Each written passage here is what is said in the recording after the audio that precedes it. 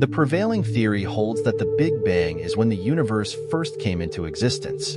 There was an inflationary phase and an exponential expansion just after that. Consider 93 billion light-years to be a huge distance.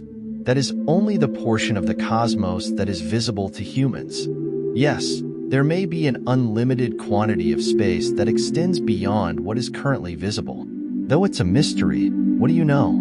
The James Webb Space Telescope will aid in the discovery of these cosmic mysteries. We are expanding the limits of our understanding of our amazing universe by combining our knowledge with the intellect of philosophers such as Roger Penrose.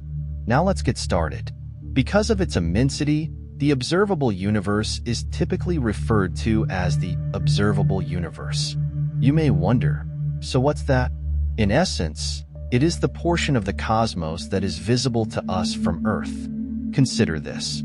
Although light is the fastest material known to science, it nevertheless requires time to move from one location to another. Since the cosmos is estimated to be 13.8 billion years old, any distant object that we view is actually the light from a very long time ago. We simply cannot see something if its light would have required more than 13.8 billion years to travel across the cosmos in order for us to see it. This is because the universe hasn't existed long enough for the light to reach us. Stretching as far as light has been able to travel from the beginning of the universe, our observable cosmos encircles us like a massive bubble. This bubble, it turns out, stretches 46 billion light-years in all directions. If the universe is just 13.8 billion years old, then why is it larger than 13.8 billion light-years? The reason for this is that things that produced light 13.8 billion years ago are now much farther away since the cosmos has been expanding since the beginning. Our surroundings are now a spherical or bubble 93 billion light-years in diameter as a result of this expansion. Huge, huh? And it's only the portion of the cosmos that is visible to us. We may be blind to a great extent because light hasn't reached us yet, but there may be a great deal more out there. Many things are happening in the observable cosmos. There are billions or possibly trillions of stars, planets, and other objects in each of the at least 2 trillion galaxies. Furthermore, it goes beyond the obvious, such as stars and galaxies. Although we are unable to actually observe everything in the cosmos, we are aware that everything exists. For example, the motion of galaxies indicates the existence of dark matter, a mysterious element that is invisible to the human eye. Then there is the much bizarre dark energy, which is responsible for the universe's ever-increasing expansion. The cosmic microwave background is another subtle radiation glow that may be seen throughout space. It resembles the remnants of the Big Bang, the cosmic explosion that created the universe. Furthermore, we know that there exist particles known as neutrinos, which are minuscule particles that hardly interact with anything. Really, we have no idea what's out there because we are unable to detect signals from anywhere other than our observable area. The fact that our cosmos is dynamic is among its most peculiar features. It is continuously growing, stretching, and widening. This indicates that everything inside it is expanding, including galaxy clusters and individual galaxies. Eventually, some of the objects in our current field of view will stray so far away that they will no longer be visible. An additional effect of this expanding universe is interference with signals coming from distant sources. Redshift is the term for the phenomena when the light waves are stretched out and become longer. A thing's light gets redshifted more the further it is from the source. We have front row seats to what is like a magnificent cosmic show, the universe. The hitch is that we are viewing things slowly. A star 10 light-years away appears different from what it is right now because you are seeing the light that left it 10 years ago. Thus, you are witnessing the star in its former state. The age of the light we see from an object increases with its distance from us. This implies that we can view back in time, almost to the beginning of the universe, by gazing farther afield.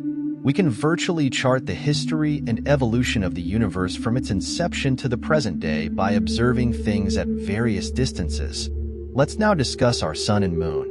Despite the fact that they appear close, they are actually rather far away. For example, the distance to the Sun is an astounding 150 million kilometers, 93 million miles. For brevity, we refer to this distance as 1 astronomical unit, AU. But because Earth orbits the Sun in more of an elliptical shape than a complete circle, this distance isn't constantly constant. Perihelion, the point at which Earth is closest to the Sun, occurs typically early January and is measured at a distance of roughly 147 million kilometers, 91 million miles. Conversely, during our aphelion, or farthest point, which is usually in early July, we are approximately 152 million kilometers, 94 million miles, away. The Moon, what about it? The Moon and Earth are typically separated by around 384,000 kilometers, or 238,000 miles, or 0.0026 Australian dollars. Because the Moon orbits Earth in an ellipse, its distance from the Sun is also variable. Perigee, the time when the Moon is closest to Earth once a month, is approximately 363,000 kilometers, 225,000 miles. On the other hand, it reaches its apogee, or farthest point, at approximately 405,000 kilometers, 251,000 miles. To put these distances into perspective, it would take around 8 minutes to get from Earth to the Sun if you could theoretically move at the speed of light. It would only take the Moon 1.3 seconds to travel there. However, if all you could do was move at the speed of sound, it would take you around 14 years to go to the Sun and 10 days to get to the Moon. Proxima Centauri is the second closest star neighbor to us, yet we know that the Sun is our nearest neighbor. It is a component of the interesting Alpha Centauri 3-star system. A red dwarf star, Proxima Centauri is considerably smaller and colder than the Sun. It is around 4.25 light-years away from Earth in terms of distance. The distance light travels in a year is called a light year. Proxima Centauri appears to us as it did 4.25 million years ago. Proxima Centauri is an interesting star because it harbors planets, at least the two that we are currently aware of. One of them could be in the habitable zone, which is the area surrounding a star where conditions could support the existence of liquid water. This Goldilocks zone offers us a glimmer of hope that there might be life elsewhere. Let's now extend our focus to the Milky Way galaxy. Ever wonder why there has never been a true image of our entire galaxy? The Milky Way's vastness, it spans roughly 100,000 light-years, is the reason for this. We would need to send a camera so far into space that it would take millennia for the picture to return, on top of the time it would take the cosmos to exist. That would be the cost of taking a selfie of our galaxy. The radio was created in the early 1900s, and ever since then, its waves have been extending throughout space. However, these signals have only traveled approximately 100 light-years at the speed of light, which isn't far given the size of our galaxy. And so, 99.99% of the stars in our galaxy are yet to have heard from us.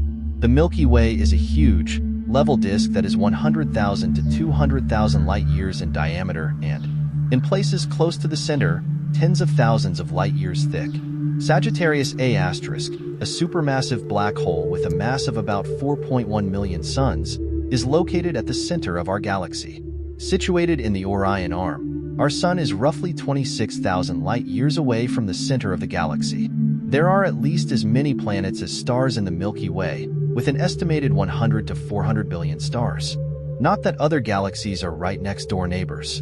The Andromeda Galaxy, located roughly 2.5 million light-years away, is the nearest major galaxy to our galaxy. There are other galaxies in the cosmos beyond our own. It is a member of the Local Group, which spans roughly 10 million light-years, and is home to over 20 other galaxies.